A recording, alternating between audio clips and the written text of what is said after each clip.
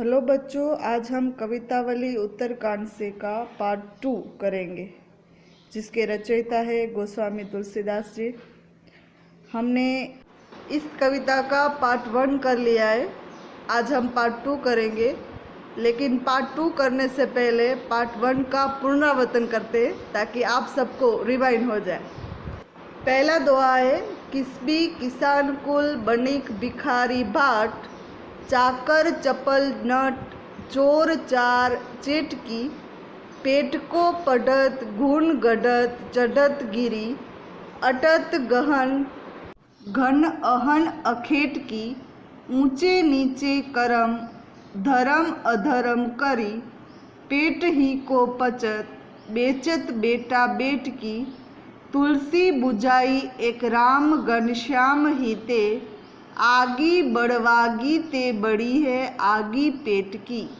संसार में धंधा करने वाला किसान वर्ग, व्यापारी, भिखारी, चारण, चाकर, चंचल नट, चोर, दूत, बाजीकर आदि पेट के कारण पढ़ाई करते हैं, विविध कलाएं सीखते हैं, पर्वत चढ़ते हैं और दिन भर शिकार के लिए घने जंगल में घूमते हैं। भूख में इतने बेचैन हैं कि वो ऊंचे नीचे काम करने के लिए भी तैयार है, धर्म अधर्म का भी विचार नहीं करते। पेट के कारण वो अपनी बेटा बेटी तक बेचने के लिए तैयार है। तुलसीदास जी कहते हैं कि एक राम ही है जो बादल रूपी है और वो ये पेट में लगने वाली जो आग है वो बुझा सकता है, क्योंकि ये पेट की आग समुद्र में लगने वाली आग से भी बड़ी है। अब दूसरा दोहा, खेती न किसान को, भिखारी को न भीख बली, बणिक को बणिज न चाकर को चाकरी, जीविका विहीन लोग सिद्ध्यमान सोच बस, कहे एक एकन सो कहाँ जाई का करी, वेदहु पुराण कही लोकहु बिलोकियत, साकरे सबे पे राम रावरे कृपा करे, दारिद दसानन दबाई दुनी दीन बंधु, दुरित दहन देखी तुलसी हहा करी। इसका मतलब है अकाल पड़ा हुआ है, कई सालों से बारिश नहीं हुई है, इसलिए किसान खेती नहीं कर सकते हैं, भिखारी को भीख नहीं मिल रही है, कोई दान नहीं दे रहा है, व्यापारी अपना व्यापार नहीं कर पा रहा है, नौकर को नौकरी नहीं मिल रही है। ये सभी लोग जीविका विहीन है, यानी रोजगार नहीं मिल रहा है, उसे काम धंधा नहीं मिल रहा है। ऐसे लोग सोच रहे हैं, एक दूसरे से कह रहे हैं, अब क्या करेंगे, कहाँ जाएंगे। वेद और पुराण में कहा गया है कि जब संकट समय आता है तब भगवान राम सब पर कृपा करते हैं। दारिद दसानन, दारिद यानी गरीबी और दशानन मीन्स रावण। ये रावण, गरीबी को रावण कहा गया है। उन्होंने पूरे संसार को दबोचा हुआ है, इसलिए प्रभु आप सबकी मदद करें। अब इसके बाद वाला दोहा, दूत कहो अवधूत कहो, रजपूत कहो जोलाहा कहो कोऊ, काहू की बेटी सो बेटा न ब्याहब, काहू की जाति बिगाड़ न सोऊ, तुलसी सरनाम गुलामू है राम को, जाको रुचे सो कहे कछु ओऊ, मांगी के खेबो मसीत को सोइबो, लेबो को एकू न देबो को दोऊ। यहाँ तुलसीदास जी कह रहे हैं कि आप मुझे धूत कहो यानी पाखंडी कह लो, अवधूत कहो यानी सन्यासी कह लो, राजपूत कह लो, जुलाहा कह लो, उससे कोई मुझे फ़र्क पड़ने वाला नहीं है, क्योंकि मुझे मेरे बेटे के साथ किसी की बेटी का ब्याह नहीं रचाना, किसी की जाति नहीं खराब करनी। मुझे जाति और धर्म में कोई मतलब नहीं है। तुलसीदास कह रहे हैं कि मैं तो राम का गुलाम हूँ, जिसे जो कहना हो, जिसे जो भी मर्जी हो वो कह सकता है। मैं तो मांग के खाता हूँ, मस्जिद में सोता हूँ।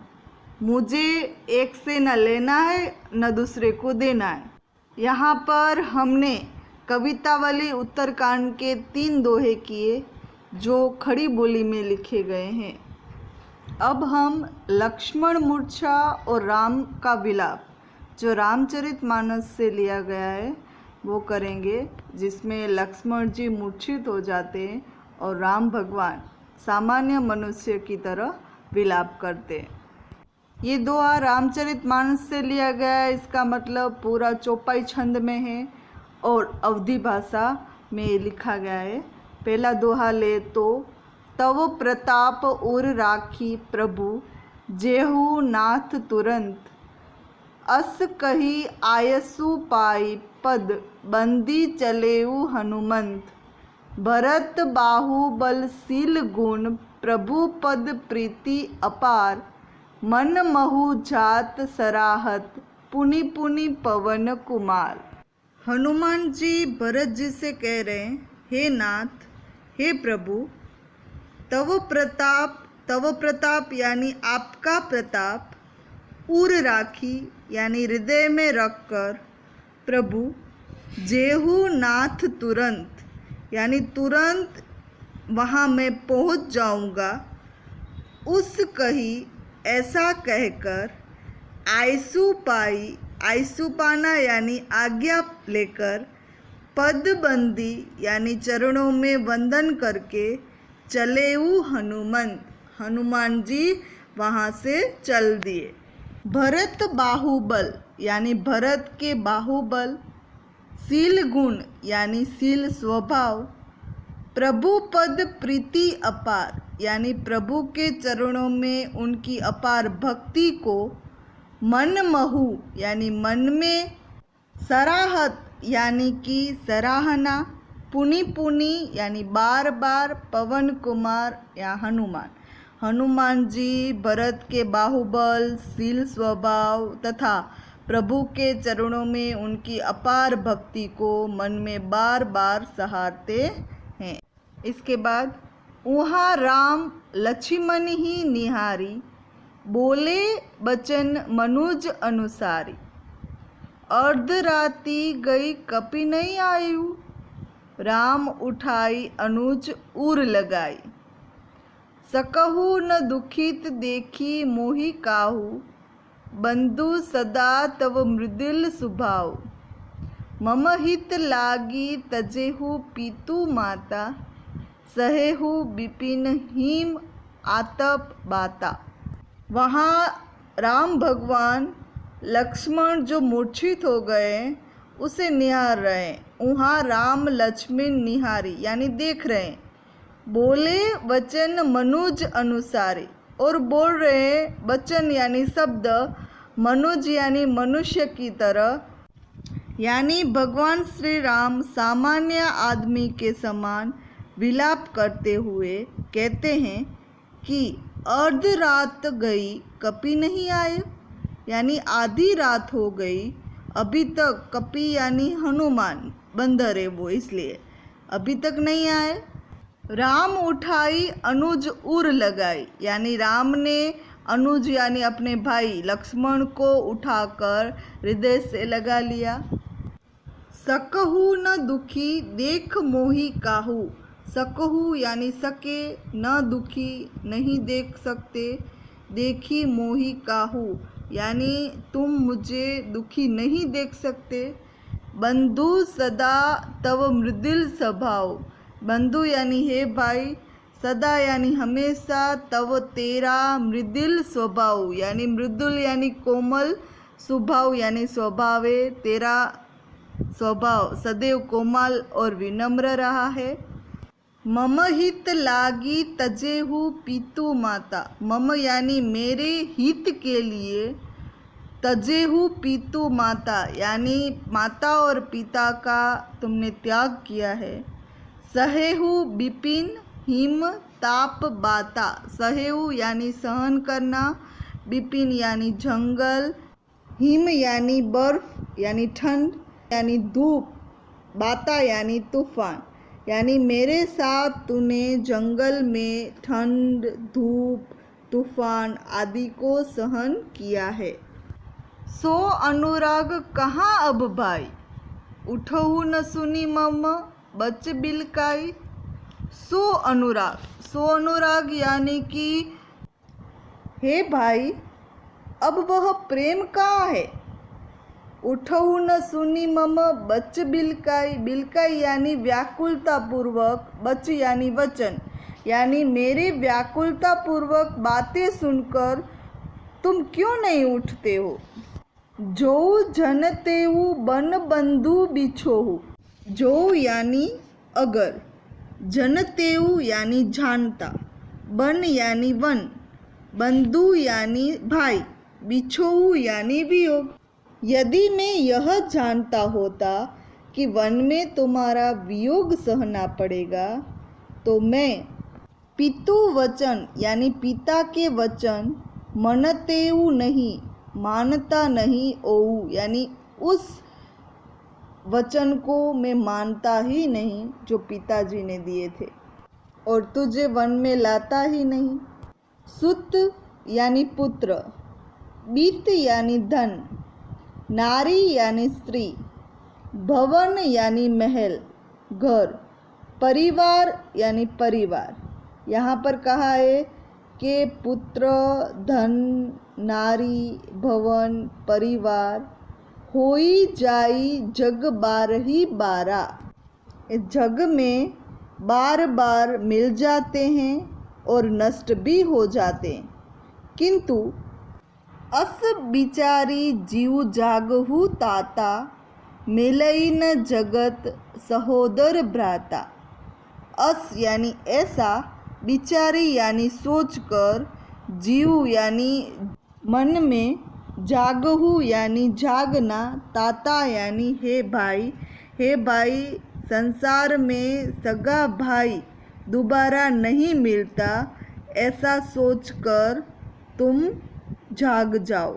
मिलई न जगत सहोदर भ्राता यानी मिलता नहीं संसार में, सहोदर भ्राता यानी सगा भाई संसार में मिलता नहीं है, ऐसा सोचकर तुम जाग जाओ।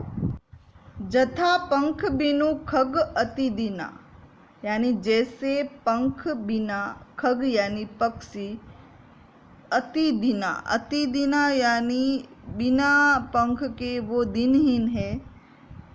मणि बिना फणी यानी मणि के बिना सांप भी दिनहीन है। करीबन यानी हाथी, करहीना यानी हाथी सूंड बिना दिनहीन है। इसका मतलब पंखी, सांप, ये हाथी जो इनके अंग है उनके बिना उनका काम नहीं चल सकता, वैसे ही असमम जीवन बंधु बिन तो ही, यानी मेरा जीवन ही भी तेरे बिना दिनहीन है।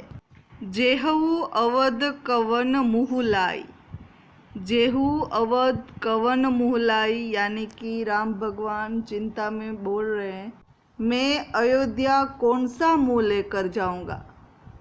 नारी हेतु प्रिय भाई गवाई, लोग कहेंगे नारी हेतु, नारी के लिए, प्रिय भाई यानी प्रिय भाई को गवा दिया यानी खो दिया। लोग कहेंगे कि पत्नी के लिए प्रिय भाई को खो दिया।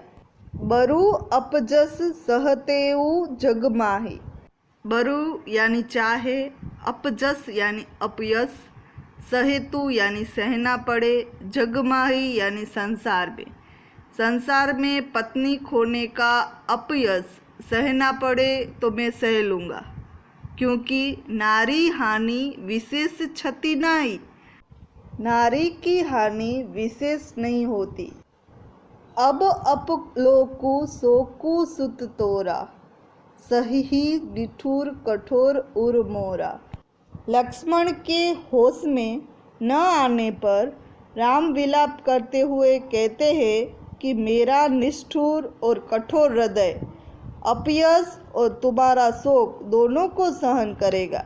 निज जननी के एक कुमारा, निज जननी यानी अपनी माता के एक कुमारा यानी एक ही पुत्र हो। हे भाई, आप अपनी माता के एकलौते पुत्र हो। तात तम प्राण अधारा, तात यानी हे भाई, तुम अपनी माता के प्राण आधारा यानी प्राण के आधार हो। सौपेसी मोही तुम ही गही पानी, गही पानी यानी हाथ पकड़कर, सौपेसी यानी सौंपा था, मोही यानी मुझे। सब विधि यानी सब प्रकार के, सुखद परम हित जानी यानी सब प्रकार के सुख देने वाला तथा परम हितकारी जानकर ही तुम्हें मुझे सौंपा था। उतरु काह देहि जाई, उठी किन मोही सिखा बहु भाई। उतरु यानी उत्तर, काह यानी क्या, देहु यानी दूंगा, मैं क्या उत्तर दूंगा। उठी किन यानी उठकर, मोही सिखाऊ भाई, हे भाई तुम ही उठकर मुझे सिखाओ कि मैं उन्हें क्या उत्तर दूंगा। बहुविधि सोचत सोच विमोचन, स्त्रवत सलील राजीव दल लोचन। बहुविधि सोचत यानी बहुत प्रकार से सोचा, सोच विमोचन यानी शोक दूर करने का उपाय। इस अपना शोक दूर करने के विविध उपाय सोच रहे हैं और सोचते सोचते स्रवत सलील राजीव दल लोचन यानी उसकी कमल रूपी आँखों में से आंसू बहने लगते हैं। उमा एक अखंड रघुराई, हे उमा, श्री रामचंद्र जी अद्वितीय और अखंड है। नर गति भगत कृपाल दिखाई यानी यहाँ पर भगवान ने मनुष्य की गति दिखाई है, मनुष्य की दशा दर्शाई है कि सामान्य मनुष्य अपनी व्यथा किस प्रकार व्यक्त करते हैं, वैसे राम ने भी अपनी व्यथा यहाँ पर दिखाई है। यहाँ पर अर्थग्रहण संबंधी कुछ प्रश्न पूछे जा सकते हैं, जैसे कि काव्यांश के आधार पर राम के व्यक्तित्व पर टिप्पणी कीजिए। सेकंड क्वेश्चन है, राम ने भ्रातृप्रेम की तुलना में किन्हें हीन माना है। थर्ड, राम को लक्ष्मण के बिना अपना जीवन कैसा लगता है। फोर्थ, जेहू अवध कवन मुँह लाई यानी अवध में मैं कौन सा मुँह लेकर जाऊंगा, कथन के पीछे निहित भावना पर टिप्पणी कीजिए। ये जो बीच बीच में हम क्वेश्चन कर रहे हैं वो आपका आज का वर्क होगा। अब हम सोरठा करेंगे। प्रभु प्रलाप सुनी कान बिकल भई वानर निकर, आई गयऊ हनुमान जिमी करुणा महाबीर रस। पहले मैंने कहा था कि राम भगवान सामान्य मनुष्य की तरह विलाप कर रहे, रो रहे हैं। तब हनुमान जी लक्ष्मण जी के लिए संजीवनी बूटी लेने गए।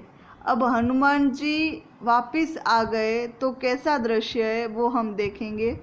प्रभु प्रलाप सुनी यानी प्रभु का विलाप सुनकर, कान बिकल भय यानी कान परेशान हो गए, वानर निकर यानी बंदर का समूह ये प्रलाप सुन सुनकर परेशान हो गया है।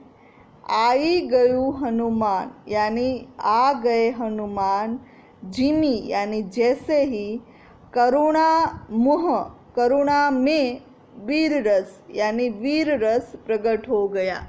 पहले जो रोना धोना लगा था वो करुण रस था, और जैसे ही हनुमान जी संजीवनी बूटी लेकर आए सभी वानर खुश हो गए, उछलने कूदने लगे। इसलिए यहाँ कहा है करुण रस वीर रस में परिवर्तित हो गया। हर्षी राम भेटाना। अब हनुमान जी वापस आ गए औषधि लेकर, तो हर्षी यानी खुश होकर राम ने हनुमान को गले लगा लिया। अति कृतज्ञ प्रभु परम सुजाना। अति यानी ज़्यादा, कृतज्ञ यानी आभार, प्रभु ने आभार माना। परम सुजाना, सुजाना यानी समझदार, एक परम चतुर और समझदार व्यक्ति की तरह भगवान राम ने हनुमान जी का आभार व्यक्त किया। तुरंत वेद तब कीनी उपाय। तुरंत वेद को लाया गया और उपाय किया गया। उठी बैठी लक्ष्मीन हर्षाई। जैसे ही औषधि लगाई तो उठी बैठी यानी उठकर बैठे, लक्ष्मीन यानी लक्ष्मण, हर्षाई यानी खुश हुए। जैसे ही लक्ष्मण का उपचार हुआ तो वो उठकर बैठे और खुश हुए। हृदय लाई प्रभु बेटहु भ्राता यानी भाई, प्रभु ने अपने भाई को गले लगा लिया। हर्षे सगल भालू कपि भ्राता। हर्षे यानी खुश हुए, सकल यानी समस्त, भालू कपि भ्राता यानी समूह, सभी भालू और कपि यानी वानरों का समूह है, वो सभी खुश हुए। कपि पुनि वेद तहाँ पहुँचावा। यानी हनुमान जी जहाँ से वैद्य को लाए थे वहाँ पहुँचा दिया। जेही विधि तबही ताई लवला। यानी जहाँ से वो लेकर आए थे वहाँ उन्होंने वैद्य को पहुँचा दिया। यह दानन सुनेऊ। यह वृत्तांत, वृत्तांत यानी कि जो भी ये घटना घटी है वो दशानन ने सुनी। अति विषाद पुनि पुनि सिर धुनेऊ। यानी अति विषाद यानी दुखी होके फिर पुनि पुनि बार बार अपना सिर वो धुनने लगा, यानी कि पछताने लगा।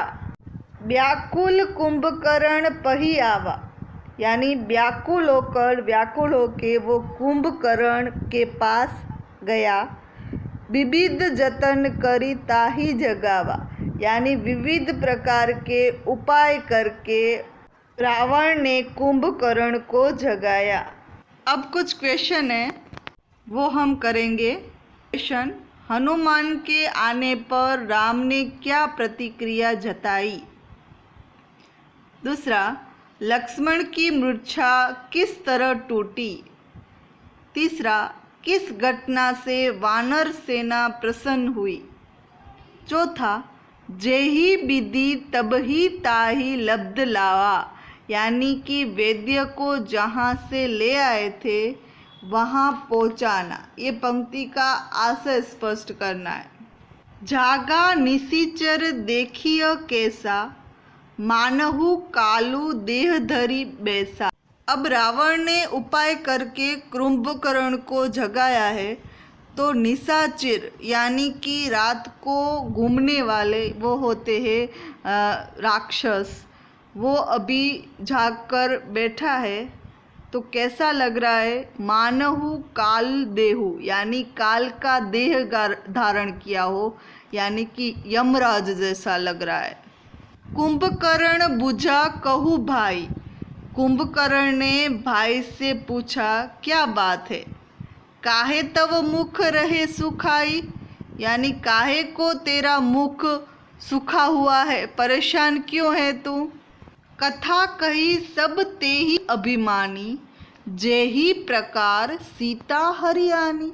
यानी अभिमानी रावण ने कथा सुनाई कुंभकर्ण को, जब से उन्होंने सीता का हरण किया है और लंका में उन्हें रखा है, तब से क्या क्या हुआ वो सब कथा कुंभकर्ण को सुना दी। तात कपि सब निशिचर मारे। हे तात, हे भाई, कपि यानी हनुमान जी ने सब निशिचर मारे, यानी हमारे सभी राक्षस को उन्होंने मार दिया।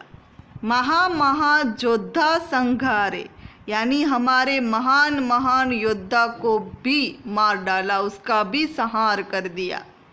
दुर्मुख सुररिपु मनुज आहारी, भट्ट अतिकाय अकम्पन भारी अपर महोक बीरा।